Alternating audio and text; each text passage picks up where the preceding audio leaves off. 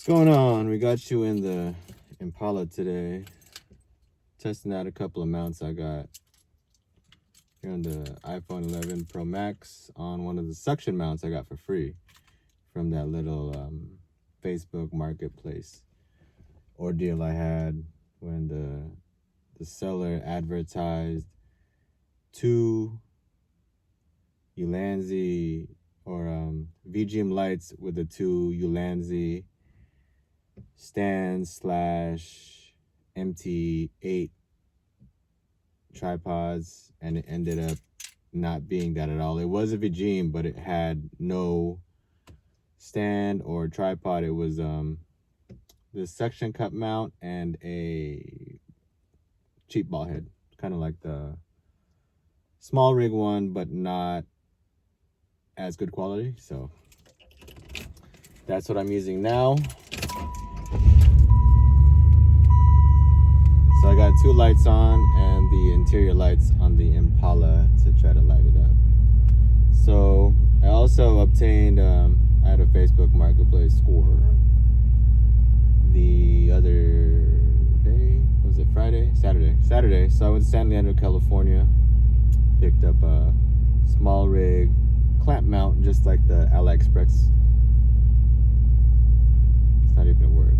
AliExpress version. It might be a new site. Check it out. Google it. AliExpress. Okay. AliExpress style. So that one was plastic version. It was kind of chintzy, kind of clunky, but it worked. I didn't like that it had it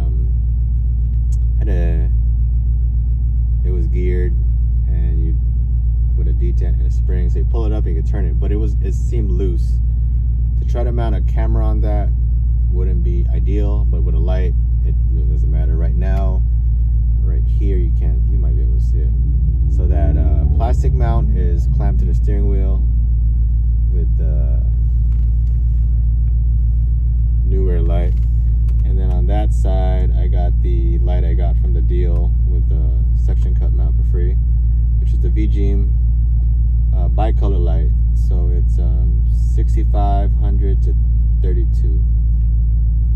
Don't quote me on that. Unless I'm right, then quote me on that. So I got that set down to, I think it's about 4,000 because it's not at that blue color.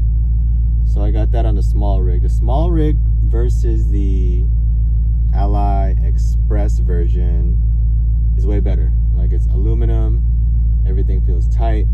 The only difference is the plastic version has a screw type, and then you kind of has a lever, friction, so you get it closed, friction, clamp it down, get it tight. The small rig version over here is all threaded, so screw with a T, sliding T, which is cool. I like that it's a more firm grip, and it has one of those mounts at the top where you loosen it and all axes move. So you got the X and Y moving at the same time. So that's good. On the plastic AliExpress version, almost said it again, AliExpress version, I use the ball head mount on that so I can twist it around and get it to where I want it.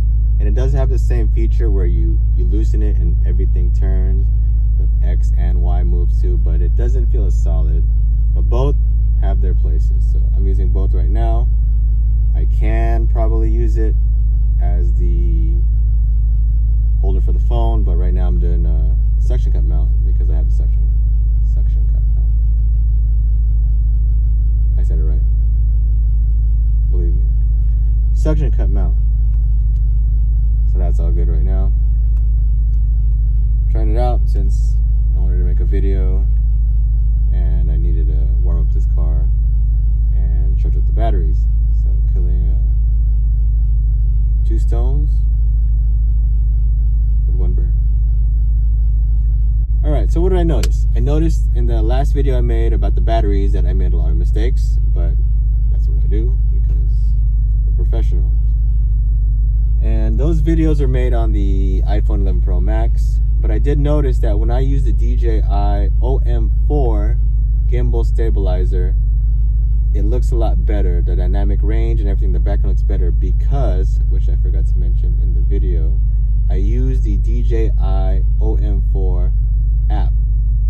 So I think that makes a big difference because it coordinates and it meshes up with the gimbal stabilizer, so everything's working together like a well-oiled machine. But also it has the options to do manual.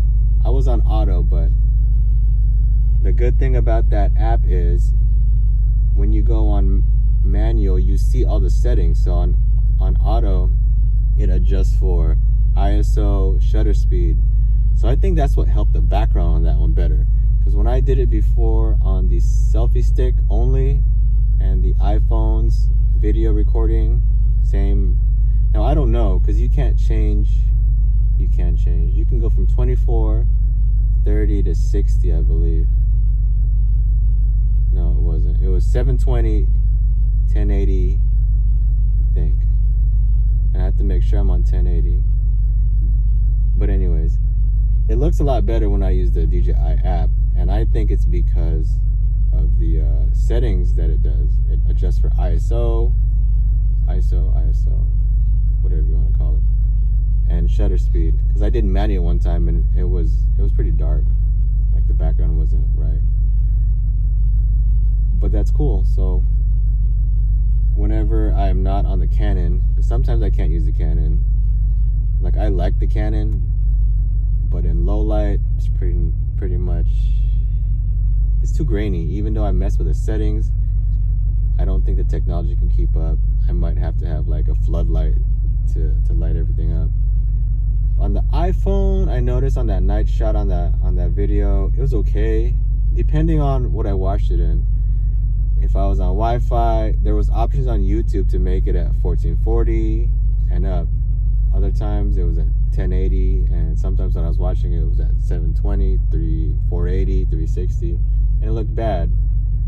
So I don't know, I might just need more light on night shots or try to refrain from them as much as possible. But the daytime shots looked good, just as long as I didn't catch the light in frame, because the arm attaches to the grips arm, and if you go too wide and you pan too much to one direction, you'll catch the light in frame.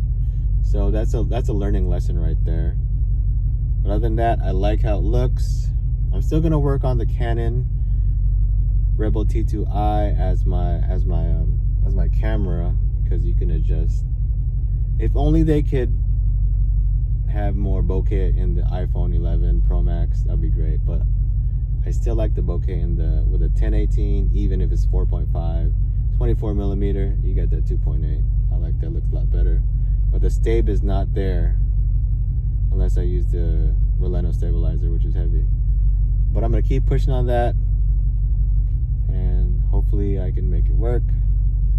And update on the 70D, the Canon 70D. The one I've been looking at in San Bruno is still for sale for $360. There were two others. One was $300 in Palo Alto. That one went quick, but it looked like it was used a lot. It had a lot of scratches on the body. And there was one in South San Francisco for $350. That one went quick. 2 days, it was gone. I messaged the person. He seemed like he was a legit photographer. Like, he knew his stuff. He had all the information and everything. So the San Bruno one is my option. I'm gambling. I'm trying to see if that person will reduce the price. It's $360. Hopefully I can get $340, but it might sell quick once it hits $340. And it comes with a timer for time-lapse shots. Yeah, that's cool. The bad about the 70D, I just noticed that's getting me, is that it uses compact flash, and I wish it was SD. Even though I have a 40D right now I'm using, and it uses compact flash, and I got that cool little adapter where the SD goes into the compact flash. So it's good, but I don't know. I want it to be SD. But I might pull the trigger on that Canon 70D because it has the stuff I want. Dual pixel auto phase detection. Did I say that right? Auto phase detection. Tracks your face.